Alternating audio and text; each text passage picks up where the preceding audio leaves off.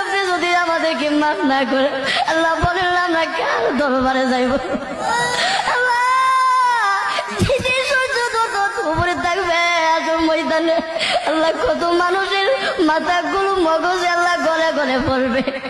আল্লাহ ওই কঠিন মুহূর্তে আল্লাহ আপনি আমাদেরকে সকলকে আরো সে ছায়া দান করিয়ে আল্লাহ আমাদের সকলকে বিদায় হিসাবে জান্নাত দান করিয়ে আল্লাহ আপনি আমাদের সকলকে মাফ করিয়া দেন।